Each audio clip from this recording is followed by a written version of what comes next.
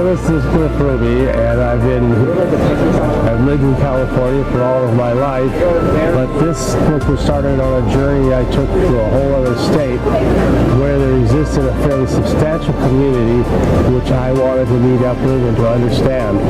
So that is, in a nutshell, what that was all about. But other than that, just a regular guy who cares enough about what's going on. I started writing as something I enjoyed doing even just in school, so I enjoyed coming up with essays and other subject matter and researching things out. I also read a number of really interesting and worthwhile essays by various essayists, which really impressed me with that format. So I really like writing about things that are real, that are substantial, and trying to explain it and how to get the point across, whatever it may be. So that's kind of the main start of me writing. So what do I mean by a resurrection? Well, I actually talk about it right here in page 5 of my resurrection book. Let me just read a little excerpt that kind of illustrates what it's all about. Example, with this status comes a divine authority to represent God's interests in this world. As Canon Francis J. Ripley writes in This is the Faith, the Church is the continuance of the work of a divine person. She will never fail because Christ can never fail. For every Calvary will be followed by a fresh resurrection. Even so, to speak of a resurrection of the Church is not to imply that the Church has died, such that it must be brought back to life, though for billions so long bereft of the teaching and guidance and sacraments of that Church, finding it still alive must indeed seem like such a resurrection from the dead, but rather that the mystical body possesses within itself that powerful resurrection life as was sufficient to bring him back from his literal death at Calvary.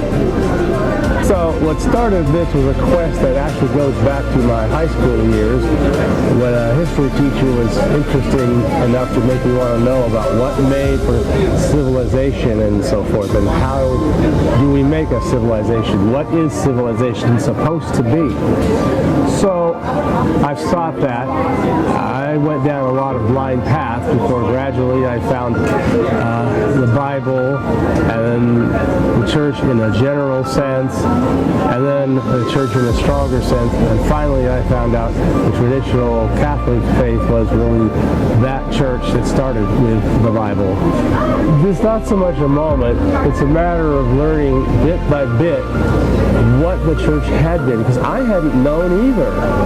So I kind of had to discover it the long way around by finding the same fake church everybody else does normally. And then I started learning about what the real church was like, and especially once I started to see it, that's when I came to realize there's really something different here, something that's not like all the other churches in the world. And that's what I decided I wanted to pursue. So I mentioned how I had to discover the faith bit by bit, and even exploring a number of dead ends until I really hit on the truth. So that's been a long search, and I consider that high school was 1970s, and it's in the 1990s that I finally met up with traditional Catholicism, and it was like, this was it. It's like you grab onto an electric wire, you know when you have, and it was like that. Faith is not something that goes back as if it was just, trying to keep some old way. When Jesus Christ presented the faith that he wanted to bring to the world, it wasn't something meant to be updated and replaced with new things and new things and new things. It is something that by its very nature is eternally the most up to date. Everything else we try to do, we try to say, oh, let's update this. It's like updating the styles. So when you see them, their attempt to see what they did to say, oh, we're going to update the church, and now it has about as much style as some of those hippie fashions that, what do they call it, bell bottoms and, crazy jeans and things like that. It's like, nothing wrong with that per se. That's just a clothing style. But when it comes to the church, you see, it's not meant to be updating with the fashions of the time, because every attempt to lock itself in a specific time and say, oh, that's really now. And then there comes the next moment, and now it's not now anymore, it's last week's stuff. So the way I'm looking at it, it seems that if with that faith itself that was once for all time delivered to the saints is not kept alive, that would be like a promise that God has made, and then God would have to not honor that, because he's always moving within the souls and spirits of human beings to do his will. Well, this book is meant to be the perfect start here, especially if you just want to read and learn all about it. But no amount of description or writing can ever quite replace seeing the traditional Mass and meeting the people, the priests, and so forth who are doing and participating in the traditional Mass. And for that, one should try to locate that. There's a whole site devoted to devoted to the like a directory of all the various Latin Mass locations there are, and it can be found and been maintained since 1994 at a place called Traditio, TRADITIO.com. On that site, it has a directory of all the current Latin Mass locations where this tradition can be seen alive and well. Okay, in your book, is there a specific chapter that they can explore immediately if they want to, like, know deeper about the traditional Catholic? I don't know if there is any chapter. That's the problem, because it's kind of all of it. There is some growth. It may not be as fast as I would like, but it is a growing community. Kind of slow, but it grows because it takes time to learn the whole faith. So it's not like I can give you a pamphlet with salvation and 4 easy lessons and boom, now you've just joined the club. There's a lot more to know and a lot more to understand just as a Catholic, to say nothing of trying to understand the current and in some ways rather bizarre situation that has happened in our recent years, especially starting with Vatican II. So what role does community play in sustaining these traditions? Rolling, 3, 2, 1, action. So the community does what it does because that's how it was designed. The church is an ecclesia that is a community of people who work together. Everybody is supporting the church in their own ways, with their own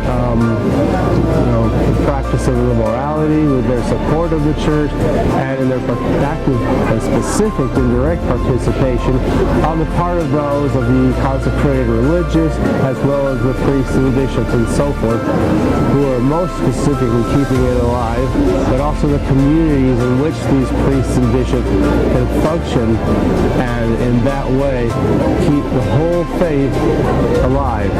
So when I first found out about this whole community, and that there wasn't any book anywhere that would take the reader by the hand and walk them through it all and explain who's who and what's what, how they all relate to each other and what they've been up to, I decided I cared enough about this that I was going to go and do all the research, which took me about 7 years before I really had enough that I said, I think I can write the book now, because you want to have to get an encyclopedic knowledge of a great many different communities and points of views even within the traditional community and so forth. So as I came to have all of that, that made me feel ready to write the book. So how long did it take for you to write the book? How long? The actual writing of the initial draft was about 1.5 years. but there's been a number of revisions and updates and so forth over the years. Even before the first publication, it kind of grew and changed as I was able to find more details, and also sometimes people would point things out that needed to be fixed or changed or something like that. So it's hard to say. The book isn't just me sitting down writing a book. It is in some ways a rather collaborative effort, working with others who have also supplied me with a lot of interesting and important and useful pieces of information. Okay.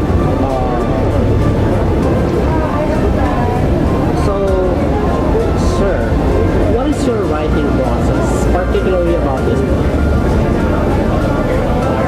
I guess I'm trying to think out how to explain something that, in one sense, it probably should not have needed an explanation, but in another sense, clearly it does need an explanation because so many people are coming from a long ways back. So my writing process has been first and foremost to understand what's going on, to take in as much data as I can find. Another point is a matter of meditating long and hard. You think about it, you run your mind back and forth over it, always with a prayerful state of mind, as you want to try to understand how did God set things up and why has he done things the way he's done things. And then finally, when he gets to enough of an understanding, it pretty much just is writing up what I know. Okay. Was there a particular chapter in your book that's very meaningful to you personally? I think we had that one before. I think there's so many. I'm not so sure. Okay. Well, I think, okay, are we going to roll? Yeah. All right.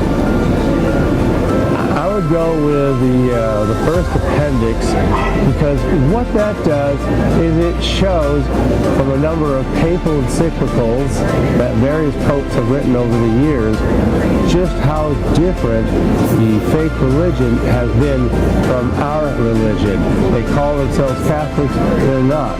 Why? Because there's all these different teachings that the church has taught, that the popes have taught, that now all of a sudden they just don't think it's true anymore. And so that's why I call that chapter The Pope Condemns Vatican II. From what I've seen, the best way to help people understand the value of this book or any book is to take a moment to get to know the person. And for example, here, any book that I sign, I will have had a short conversation with the person, and whatever I put in there will reflect that conversation, because each person is coming at the truth from all these different directions. And that's kind of the best way I can think of it. The book is meant to be an intellectual conversion tool to explain the church to anyone and everyone. You want to understand it, this is the perfect start here book. There are other books I've got that will dig somewhat deeper into the theology of it all, but if you start here, and it's a great narrative of the history of the great people that have started this whole movement and helped it to grow along in its earliest days. So anyone with a serious wanting to connect themselves with the actual church that Jesus Christ came to give to humanity, a church that was for 1900 years truly vast and everyone knew it for what it was. It's gotten a lot smaller, but I think it'll get bigger again in the years to come. And in the meantime, this will explain it all, this will teach it all, and I think I can't think of a better place to start than with this book in terms of wanting to understand what the truth is, where it is to be found, and why it is to be found there, and only there. And I can only encourage everyone who cares about things, who cares about their life with God, that they should want to know what God is doing and what he had been doing all through the ages and is doing even now. So where can we find it? So we can find this book. Probably the easiest place to find it will just be on Amazon. Do a search for my name, Griff Ruby, and it'll probably be one of the first, probably about the first book that comes up, or maybe the second, because maybe my other books might come up first. But other than that, that'll come up pretty much almost right at the start. And it's an easy place to do it. They're also available from the publisher, but I'm not going to try to give out links for that. And there might be, Barnes & Noble also has these. So that's what I know of. So, what's next for you, sir? And so where can we find you after this interview? Well, today, you're going to find me heading home and taking a long rest. I had not been exactly everything I could have been today. So I've had a terrible cold and a fever and everything. That's why I'm being so paranoid and so forth, because I don't want to give anybody what I've got. It's not COVID, thank goodness for that. But it's been a pretty nasty bug for both me and my wife. We caught it at the same time. So I do want to get continuing on another book that I started working on. It's basically going to be set in the Cante Volume 3. It would be a collection of various essays and so forth that most of which I've already written and published elsewhere. So that's probably it for that. And then I may have some other subjects in other areas if I continue writing. So this is Griff Ruby signing off on this. I thank everybody who's cared enough to take the time to find out what this is all about, what it can do for all of us. And I just encourage everyone, once again, to please check into this.